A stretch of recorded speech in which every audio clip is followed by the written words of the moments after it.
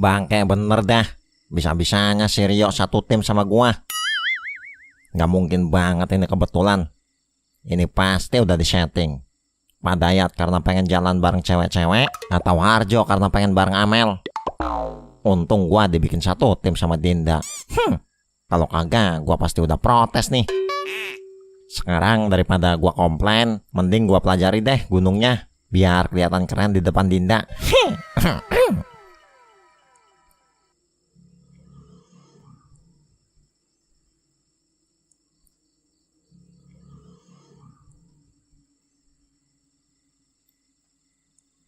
Buset dah, ini gunung kok susah banget dicari infonya. Gunungnya sih udah ketemu, tapi kok kayak ada yang ditutupi tentang gunung ini. Nah, dapet nih. File rahasia. Nah lo, anjir, gua harus kasih tahu sama yang lain.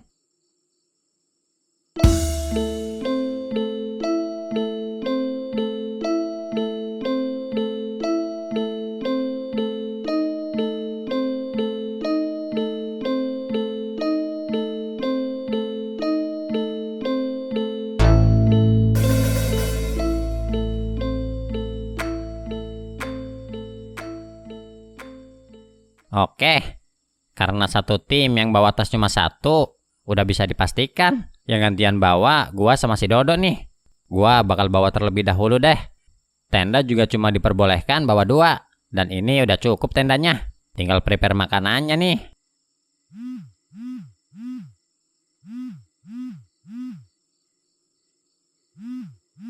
Halo Nyeng. Bud, merapat ke pos ronda.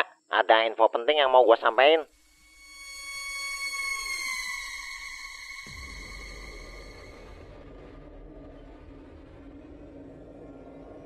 Lama sekali kau. Kupikir kau sudah tak mau bekerja sama denganku. Aku hanya bekerja sama dengan orang yang bisa memberikanku solusi terbaik. Untuk meloloskan kekasihmu? Jika kau tak punya solusi, aku akan pergi. Kasihan, bergabung bersama dengan kenalan baru yang langsung mengecewakan. Cepat sampaikan idemu, atau aku akan pergi. Singkat saja, kita bangkitkan King kembali dan minta King meloloskan pacarmu dari lukisan itu. Ya, singkat, padat dan jelas. Tapi itu jika King mau. King memang keras kepala, tapi dia orang yang akan membalas budi. Oke, sepakat. Bagus. Aku mendengar berita King telah gugur. Bagaimana bisa sekelas King mati? Bukankah hanya penyihir sekelas Nina yang bisa mengalahkannya? Ada seseorang yang mengklaim dirinya sebagai Ratu Pantai Selatan. Dalam sebuah misi, King ingin mendapatkan kekuatan kuno di salah satu tempat yang jadi kekuasaan makhluk itu. King bersama Queen langsung turun tangan sendiri untuk menaklukkan tempat itu. Mereka sangat percaya diri bisa menaklukkannya dengan mudah, tapi semua di luar prediksi. Nyi Roro Kidul membunuh mereka dengan mudah. Dia jelas ancaman yang jauh lebih besar ketimbang Nina. Dan apa tujuanmu membangkitkan King? Karena makhluk itu mengancam daratan Jawa dengan tsunami. Jika itu terjadi, maka setengah populasi Pulau Jawa akan musnah dan sisanya akan hidup dalam penderitaan. Kenapa kau harus peduli? Misiku, Queen dan King adalah mengatur kartu kesusunannya seperti awal. Kini kartu as kita telah berkhianat, Nina. Jadi kita merubah misi, membunuh semua penyihir yang jadi pengikut Nina demi bisa mengembalikan kejayaan para penyihir. Saat ini, para penyihir tidak lagi dilihat spesial karena Indra dan yang lainnya telah berkumpul bersama manusia-manusia lemah. Mereka harusnya hanyalah kartu 1 dari 10 dari permainan kita. Itu tak menjawab pertanyaanku. Kenapa kau peduli? Kau punya keluarga yang kau sayangi. Bukan sekedar keluarga, tapi ada kota yang kulindungi. Kenapa? Satu-satunya tempat kenanganku yang masih tersimpan sebelum aku menjadi seorang penyihir. Kalau misimu menggagalkan pengiriman tsunami, artinya kau ada di pihak yang sama dengan Nina. Kenapa kau tak bekerja sama saja dengannya? Hukuman bagi para pengkhianat adalah mati. Lucu sekali. Kalau begitu, apa strategimu? Saat ini pemilik darah kuno ada dalam pengawasan Nina. Namun mereka akan melakukan perjalanan ke puncak. Itu adalah momen terbaik. Akan ada momen mereka lengah melindunginya. kita akan langsung atur ritualnya sebelum mereka merebut Sinta. Kudengar, ada tempat kuno di sana yang dipercaya warga dulu sebagai tempat meminta sesuatu terhadap entitas mistis. Jadi info apa Nyeng yang mau lu sampein? Info terkait gunung yang akan kita daki, Bud. Oke, kenapa tuh? Jadi sebenarnya gunung ini udah 10 tahun gak beroperasi. Nah, sekitar 1 tahun lalu, PT Dana Mitra Pratama berinvestasi ke jalur pendakian gunung ini, bekerja sama dengan pemerintah setempat. Tujuannya sebagai objek wisata dan menarik banyak pendaki. Kita di sini sebagai orang-orang pertama yang akan mencoba jalur yang bakal diaktifkan kembali ini. Gak ada info tentang tempat peristirahatan ataupun pos. Dan 10 jalur yang udah ditentukan sama mereka belum dicek sepenuhnya karena pembenahannya belum selesai. Dan kayaknya juga mereka kurang informasi karena nggak semua jalur aman. Lihat, jalur 1 dinamakan jalur mahkota. Jalur utama menuju puncak. Ini adalah jalur paling aman yang dulu dilalui para pendaki. Jalur 2, jalur tirai kabut. Ada lokasi di mana tempatnya ada kabut yang sangat tebal dan berpotensi menyesatkan para pendaki. Jalur 3, jalur Fatamaya. Jalur yang penuh dengan ilusi. Apapun itu bisa jadi yang kita lihat itu tak nyata. Jalur 4, jalur bisikan. Konon ada sosok yang suka memberikan bisikan goib yang membuat para pendaki jadi hilang akal. Jalur 5, jalur arca. Jalur yang katanya juga terdapat peninggalan-peninggalan kuno di dalam tanah yang masih tertinggal. Jalur 6, jalur kampang. Konon dulunya di sini ada sebuah desa, namun kini jadi desa mati tanpa penghuni. Jalur 7, jalur jurang kala. Jalur yang penuh dengan tebing curam. Jalur 8, jalur tirta. Jalur ini bersampingan dengan sungai yang langsung berasal dari mata air. Katanya sih banyak pantangan, tapi nggak tahu apa pantangannya dah. Jalur 9, jalur menir. Jalur yang didominasi dengan bebatuan purba. Dan yang terakhir, jalur alas. Jalur ini hanya berisi hutan tua yang gelap dan sunyi. Intinya, setiap jalur punya rintangan tersendiri yang harus kita sampaikan pada semua peserta. Jadi tugas kita bersama adalah memastikan kalau semuanya tahu konsekuensi dalam pendakian kali ini. Ya udahlah, sekarang yang penting kita siap-siap dulu yuk. Besok kita harus tampil beda. Baju mendaki kita tahun lalu masih ada, Jo. Udahlah, nggak usah macem-macem. Minimal rambutnya lah, Lek, biar keren. Rambut lu cepak, mau diapain, Jo? Ya juga ya. Tapi ide bagus juga sih tuh. Dengar-dengar yang lain juga bakalan pada tampil beda. Mau ikutin tren mereka nih? Boleh lah. Gas! Oke, pas banget. Gua satu tim sama Dinda. Gua mau bawa barang-barang yang banyak deh, biar Dinda nanti di perjalanan butuh apapun gua ada. Hehe.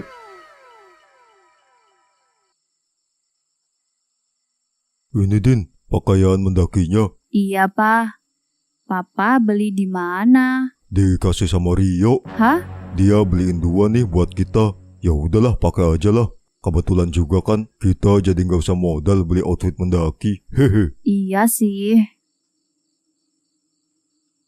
Paling nanti nyupirinya tuh cuma nganter sampai titik awal masing-masing tim doang. Ya kalau gitu bayarannya tambahinlah Pak 500.000. Emangnya nggak cukup 300.000? Masalahnya nganternya beda-beda nih. Tapi kamu kan nggak bayar bensin dan yang lainnya. 300.000 itu udah bersih. Ya itu terserah Bapak sih kalau mau. Kalau enggak juga nggak apa-apa Pak. Iya deh. Ya udah, deal 500.000. Siap Pak. Saya pastikan sampai tujuan sesuai jadwal. Iya.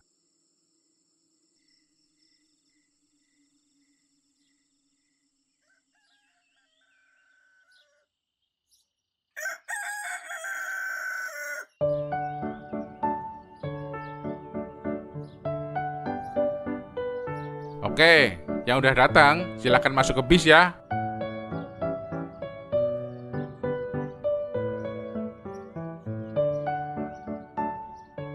Yah, kita nggak satu tim, Mel. Lu sih mending lah bareng sama Siska. Lah gua barengnya sama si Harjo. Aduh, sial banget dah gua. Tapi di tempat gua ada Pak Dayat, Mel. Lah, ya malah kebeneran lah ada Pak Lurah. Mel, kan gosipnya Pak Dayat tuh ternyata predator. Waduh, Masa sih, lah? Ya, gue juga kata orang sih. Kalau beneran, ngeri juga ya. Mana ada 3 cewek yang bareng dia lagi.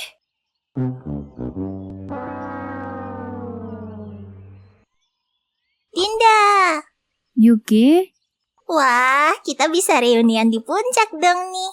emangnya alumni SMA desa sebelah siapa aja yang ikut? Nggak banyak sih, tapi selain kita ada Mimin, Indra, Jong. Rio juga ikut kok. Anjay, si bocah jambul yang bertobat kah?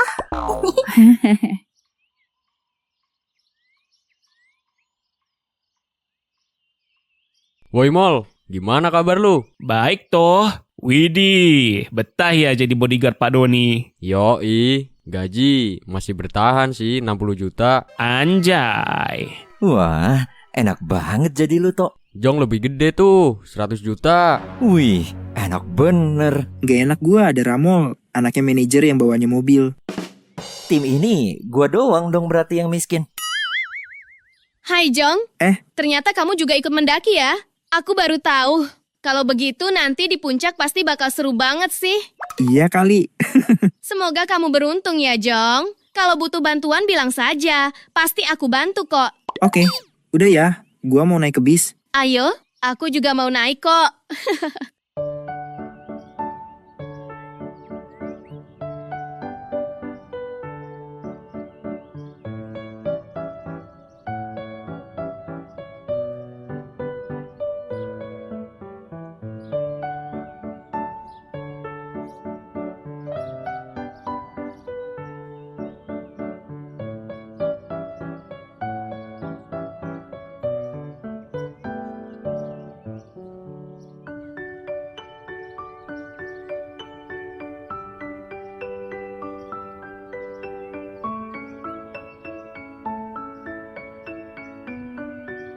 Anjay, kapelan. Dinda mah dibeliin. Ya Dinda pakai aja. Oh gitu. Bangke juga si Rio idenya. Oke, Pak Sopir akan mengantar kita ke titik awal kita masing-masing. Setelah itu, kita semua akan memulai perjalanan. Nah, berhubung semuanya sudah kumpul di bis, jadi sekarang waktunya kita berangkat. Banyak omong lu ya. Udah cepetan berangkat. Muak banget gua lihat lu. Udah pengen buru-buru pisah. Udah gua mah malu.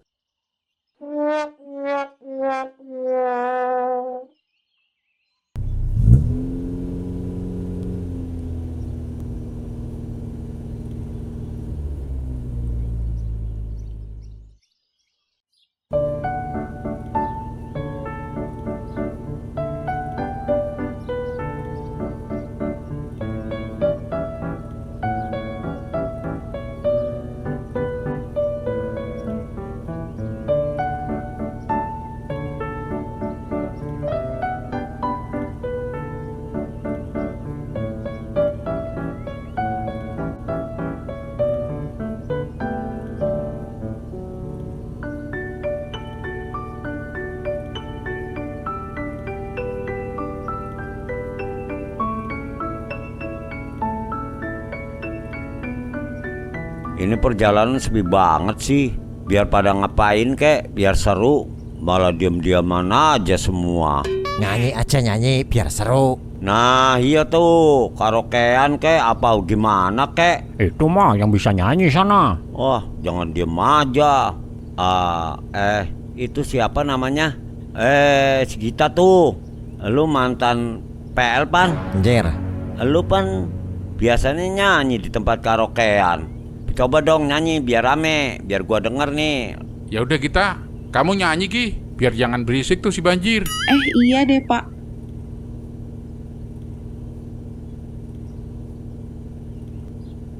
Mbak Gita, saya request lagu dong, boleh nggak? Buat Mas Munyang apa sih yang nggak boleh? Anjir lah. Lagu apa Mas? Bentar. Oke. Ada yang lagi PDKT nih gayanya. Bacot lu yuk.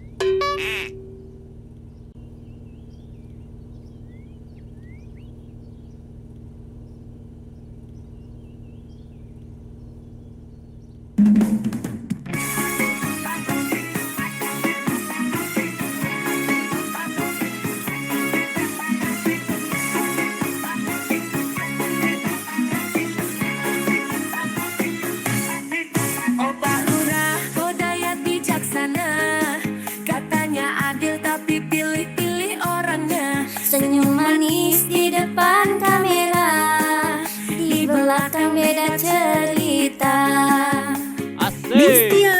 Janji-janji indah di awal. Asik. Ya. Kemana hilang?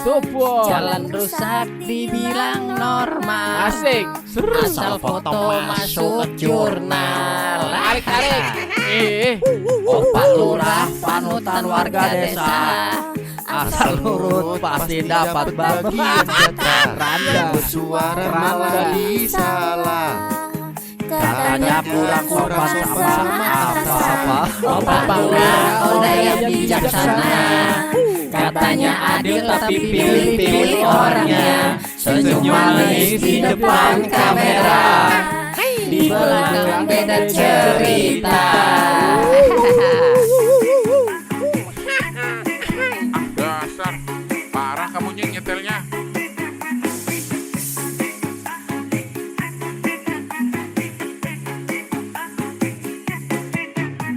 Janji indah di awal, tapi tak kemana hilang.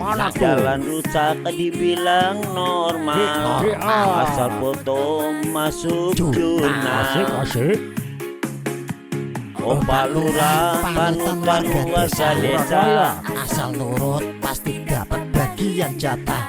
Yang bersuara malah disalah. Dasar daya. Katanya kurang sopan sama atasannya. Opak lurah orang yang bijaksana.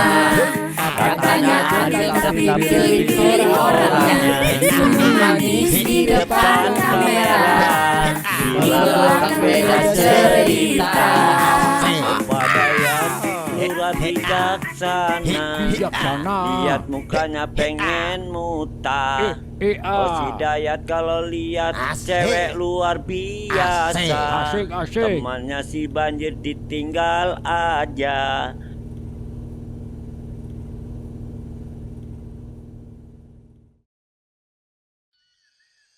Aduh, kenapa sih lu harus satu tim sama gua, Jo? Auto si Dayat yang ngacak. Dari sekian banyak orang loh, kok gua yang ketiban sial gini? Mungkin kita jodoh, Mel. Makanya selalu dipertemukan. Emangnya iya Jo, kalau dipertemukan berarti jodoh. Iya, Lek. Kenapa? Lu ngarep jodoh sama Lita? Bacot banget deh lu, Jo. Oh iya, ingat jalur yang kita lalui ini terkenal dengan kabutnya. Kita akan melalui jalan berkabut yang bisa mengganggu penglihatan. Kita harus cari cara buat melewati kabut itu dengan selamat. Tenang, gua udah pikirin caranya, Lit. Gua udah ada strategi melewati kabut itu. Beneran lo? Iya, slow aja. Sama gua mah, pokoknya aman. Justru sama elu, gua jadi merasa paling terancam, Jo. Ah, itu mah firasat lu aja, Mel. Masalahnya yang udah-udah tuh gitu. Harjo yang sekarang udah bukan lagi Harjo yang dulu, Mel. Bisa dipertanggungjawabkan gak tuh kata-kata lu Jo? Oh ya bisa dong. Kita lihat aja nanti, Lek. Akhirnya semuanya berjalan dengan mulus.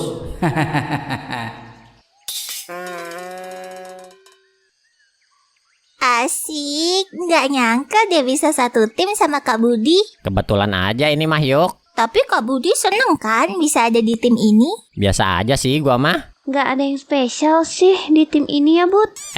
Nggak gitu lah, Lis. Jalur pendakian ini ada posnya apa enggak ya? Oh iya, kalian berdua masih pacaran nggak sih sebenarnya? Enggak kok, Yuk. Serius, Lis? Lu jangan enggak-enggak aja. Nyatanya emang enggak kok. Berarti Kak Budi jomblo dan ya, Kak? Ya nggak jomblo-jomblo banget lah. Lu ada pacar, Bud? Kagak. Bukan gitu. Maksudnya gua tuh walaupun nggak punya pacar, tapi... Intinya nggak punya pacar kan? Iya, tapi... Lis, lu masih suka sama Kak Budi nggak? Gua... Wah anjir, lu ngoceh bisa belak-belakan gitu amat dah yuk. Aku kan cuma mau mastiin doang kalian ada hubungan apa enggak.